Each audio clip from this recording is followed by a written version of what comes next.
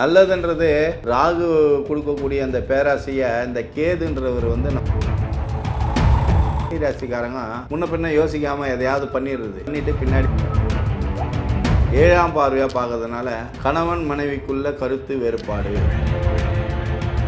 ஆணா இருந்தா வெளி வட்டாரத்தில் பெண்களுடைய நட்பு அளவுக்கு மீறி போகக்கூடாது. பெண்ணா இருந்தாலும் ஆண்களுடைய நட்பு. ஏது அமர்ந்திருக்காரு, ராகு பார்க்குறாரு. நீங்கள் செய்யக்கூடிய எந்த தப்பாக இருந்தாலும் வெட்ட வெளிச்சத்துக்கு வந்துடும். பிரச்சனை நட்பு மூலியமா பிரச்சனை. அது நல்ல நட்பா கெட்ட நட்பா பார்த்துங்க. கள்ள தொடர்புன்னு சொல்கிறது மட்டும் இல்லை, கள்ள கடத்தல் பிஸ்னஸ். அப்புறம் இந்த சித்திரை பார்த்தீங்கன்னாக்கா, இந்த சித்திரை வந்து செவ்வாய் நட்சத்திரம் வந்து முன்கோபம், சண்டை, தேவையில்லாத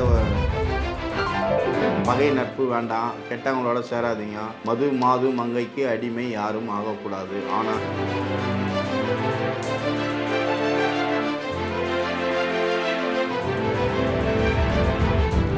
2024 குரோதி ஆண்டு கன்னி ராசிக்கு இந்த வருஷம் எப்படி இருக்குதுன்னு தமிழ் புத்தாண்டை முன்னிட்டு பார்க்க போகிறோம். இப்போ பார்த்தீங்கன்னா, குருவுடைய பார்வை 5ஆம் பார்வையாக கன்னிக்கு இருக்குது. அதே மாதிரி ராகுவோட பார்வை 7ஆம் பார்வையாக சமசப்த பார்வையாக பார்க்குறாங்க. ஸோ கேதுவே அந்த வீட்டில் இருக்கார். அப்போ கேதுன்றது வந்து முதலில் தடை பின்பு தெளிவு அப்படின்றத நம்ம புரிஞ்சுக்கணும். அந்த தடை அப்படின்ற விஷயம் எப்படின்னு பார்த்தீங்கன்னா, ஒரு நல்ல விஷயம் தடை பண்ணுறதை விட கெடுதல் நடக்கக்கூடிய விஷயத்தையும் தடை பண்ணுவாங்க. நல்லதுன்றது ராகு கொடுக்கக்கூடிய அந்த பேராசையை இந்த கேதுன்றவர் வந்து நம்மளை பக்குவப்படுத்தி தடை பண்ணி தெளிவு பண்ணுறதுன்றது தான் அர்த்தம். இந்த மாதிரி பேராசை போவாத அப்படின்னு சொல்கிறதெல்லாம் கேது தான். ஸோ அவர் வந்து அந்த வீட்டில் அமர்ந்துருக்கிறதுனால நம்மளுக்கு ஒரு இழுத்து பிடிக்குது, ஒரு முட்டுக்கட்டை வேண்டாம் அப்படின்றது நம்மளை வந்து ஒரு மெச்சூரிட்டி லெவலுக்கு கொண்டு போகிறதுன்றது. ஏன்னா இந்த கன்னி ராசிக்காரங்க முன்ன பின்ன யோசிக்காமல் எதையாவது பண்ணிட்டு பின்னாடி வருத்தப்படுறது. ஸோ இந்த மாதிரியான விஷயங்களை எல்லாமே வந்து கட்டுப்படுத்த தான் கேது வந்திருக்காரு. ஐயோ கேது வந்துட்டாரு என்ன பண்ணுறது நம்ம ராசிக்கெல்லாம் நினைக்காதீங்க. உங்களை நல்வழிப்படுத்தவே வந்திருக்கிறாரு. ஏன்னா இப்போது மீனா வீட்டில் இருந்து ராகு உங்களை சமசப்தமாக பார்க்கறதுனால, 7ஆம் பார்வையாக பார்க்கறதுனால கணவன் மனைவிக்குள்ள கருத்து வேறுபாடு அப்படின்னு வர்றதும், அதை அடுத்து வெளி நபர்களுடைய தகாத உறவு நட்பு ஏற்படுத்தக்கூடிய சூழ்நிலைகளும் உருவாகும் அப்படின்றது. குறிப்பாக சொல்லணும்னா, ஆணாக இருந்தால் வெளி வட்டாரத்தில் பெண்களுடைய நட்பு அளவுக்கு மீறி போகக்கூடாது. பெண்ணாக இருந்தாலும் ஆண்களுடைய நட்பு அறவே கூடாது. இன்னும் தெளிவாக சொல்லணும்னா, கள்ளத்தொடர்பு இருந்துச்சுன்னா தயவு செஞ்சு கட் பண்ணிங்க. பெரிய பிரச்சனைகள் மாட்டிக்குவீங்க, பூதாகரமாக வெடிக்கும். ஓப்பனாக சொல்லக்கூடிய விஷயம் இது. ஏன்னா குடும்பம் செதையும் அப்படின்றது. இதனால் பிள்ளைகள் எதிர்காலம் போகும். இந்த கன்னி ராசியில் கேது அமர்ந்திருக்காரு, ராகு பார்க்குறாரு. நீங்கள் செய்யக்கூடிய எந்த தப்பாக இருந்தாலும் வெட்ட வெளிச்சத்துக்கு வந்துடும், வீதிக்கு வந்துடும், சந்திக்கு வந்துடும். இன்னும் கொஞ்சம் பெரிய லெவலில் இருக்குது அப்படின்னு பார்த்தீங்கன்னா மீடியா லெவலில் வந்துடும். மானபங்கப்படுவீங்க. சிறை செல்வதற்கு வரைக்கும் வாய்ப்பு இருக்குது. சிறை செல்வதற்கு தயாராக இருந்தீங்கன்னா தப்பு பண்ணுங்க. இந்த வருஷம் தப்பெல்லாம் ஏற கட்டிடுங்க. நீங்கள் உண்டு, உங்கள் வேலை உண்டு. இருக்கிற இடம் தெரியாமல் இருக்கணுன்றது இந்த கன்னி ராசிக்கு திருப்பி சொல்கிறேன் நான். அதனால் ஆபத்து இருக்குது. இந்த ஒரு விஷயம் முறையற்ற உறவு, முறையற்ற நட்பு, முறையற்ற காதல், அவ்வளோதான். இது வந்து நேர்மையாக இருந்துச்சுன்னா எந்த பிரச்சனையுமே கிடையாது. சுமூக போக்கு தான். அதுக்கு அடுத்து பார்த்திங்கன்னா, வேலை விஷயம் நல்லாயிருக்கும், பொருளாதாரம் நல்லாயிருக்கும், வாய்ப்புகள் நிறைய தேடி வரும். இது எல்லாமே நடக்கும். பார்ட்னர், புதிய தொழில் ஆரம்பிக்கக்கூடாது, பார்ட்னர் தொழில் பண்ணிங்கன்னா பார்ட்னரால் உங்களுக்கு பிரச்சனை, உங்களால் பார்ட்னருக்கு பிரச்சனை, இல்லைன்னா பிரிவு, பார்ட்னரும் சண்டை போட்டுன்னு போவீங்க. கூட்டு தொழில் ஆகாது இந்த ஆண்டு. கூட்டு தொழில் இருந்தால் உஷாராக இருக்கணும். இதை தான் நம்ம சொல்கிறது. ஏன்னா இது இந்த வருஷம் புதிய முயற்சி வேண்டாம். அதே மாதிரி கணவனாக இருந்தால் மனைவியோட பேசி விட்டு கொடுத்து போகணும், மனைவியாக இருந்தால் கணவன்கிட்ட விட்டு போகணும். இது எல்லாமே நண்பர்களுக்கும் சேர்த்து சொல்லக்கூடிய விஷயங்கள். சுமூக போக்கு கையாளுங்க அப்படின்னு. இப்போ உங்களுக்கு பரிகாரம் என்ன அப்படின்ட்டு கேட்டிங்கன்னா, விநாயகர் வழிபாடு பண்ணுங்க. அதே மாதிரி விதவைகள், சிங்கிள் பேரண்ட்டு உள்ள ஃபேமிலிக்கு யாராவது குடும்பத்தோடு சேர்ந்து மறைமுகமாக பொண்டாட்டி தெரியாமல் புருஷன் ஹெல்ப் பண்ணுறது, புருஷனுக்கு தெரியாமல் பொண்டாட்டி ஹெல்ப் பண்ணுறது கூடாது.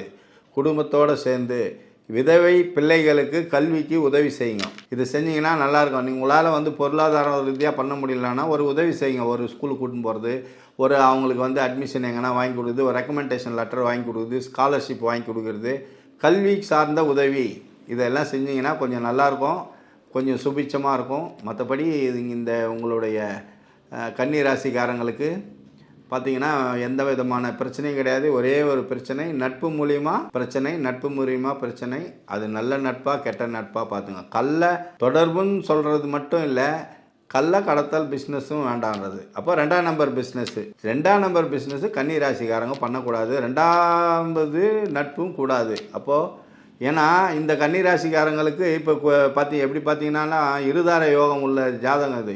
2வது திருமணம் பண்ணுறதுக்கு உண்டான சூழ்நிலை, இல்லைன்னா டிவோர்ஸ் ஆனவங்க பண்ணலாம். டிவோர்ஸ் ஆனவங்களுக்கு கண்டிப்பாக கல்யாணம் இருக்குதுங்க. அதனால் உங்களுக்கு எந்த மாற்றமும் இல்லை. டிவோர்ஸ் ஆனவங்க இன்னொரு கல்யாணம் பண்ணுவீங்க. வரன் தேடாதவங்களும் இத்தனை வருஷம் கிடைக்கலனாலும் வரன் அமையும். ஆனால் முறையற்ற நட்பு தொடர்பு தேவையில்லை. அதை மட்டும் பார்த்துக்கணும்.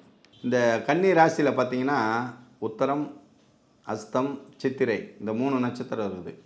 இப்போ இந்த உத்தரன் சூரியன் ஆதிக்கம் உள்ளது, அஸ்தம் வந்து சந்திரன் ஆதிக்கம் உள்ளது, இந்த சித்திரை வந்து செவ்வாய் ஆதிக்கம் உள்ளது. அப்போ இதில் வந்து சூரியன், சந்திரன், செவ்வாய் இந்த 3 நட்சத்திர அதிபதிகளுடைய ஆதிக்கம்தான் இந்த கன்னியில் இருக்கும். அப்படி பார்த்தீங்கன்னா இந்த சூரியன் சொல்லக்கூடிய இந்த உத்தர நட்சத்திரத்தில் வந்து அரசாங்கத்தால் தண்டிக்கப்படுதல் பகை, அரசியல்வாதிகளால் பகை. அப்போ இது என்ன வம்பு வழக்கு, கோர்ட்டு கேஸ் இதெல்லாமே போகக்கூடிய சூழ்நிலை இருக்குது. அதனால தான் சொன்னேன். ஏன்னா ஒரு பிரச்சனைனா கணவன் மனைவிக்குள்ளே சண்டை போகிறது, போலீஸ் ஸ்டேஷன் போவாங்க, இந்த மாதிரி ப்ராப்ளம், பார்ட்னருக்குள்ளே பிரச்சனைனா போகிறது, இது எல்லாமே நம்ம சொல்லலாம். அதுக்கடுத்து இது அஸ்த நட்சத்திரம் சந்திரன். அப்படின்னா இது வந்து குடும்பத்தில் சுமூகமான போக்கு இல்லாமல் போகிறது. அதே மாதிரி வேலை செய்கிற இடத்துல மேலதிகாரிகளுடைய நட்பு வட்டாரம் குறையும்.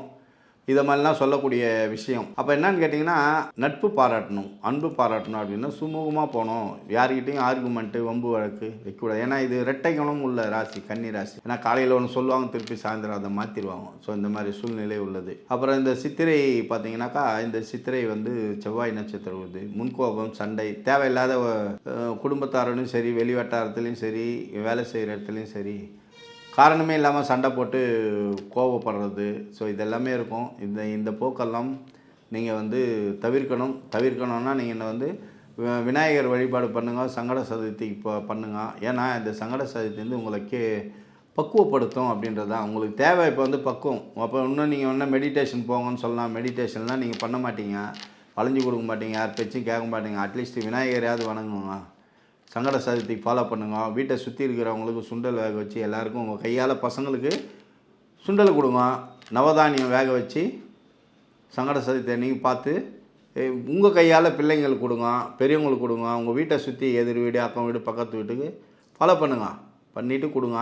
உங்களுடைய நட்சத்திரம் எப்போ வருதோ அந்த நட்சத்திரத்தை அன்னி போய் விநாயகர்கிட்ட கோயிலில் போயிட்டு கொடுத்து உங்கள் பேரில் அர்ச்சனை பண்ணிக்கோங்க. அப்போது எல்லா தாக்கங்கள் குறையும்.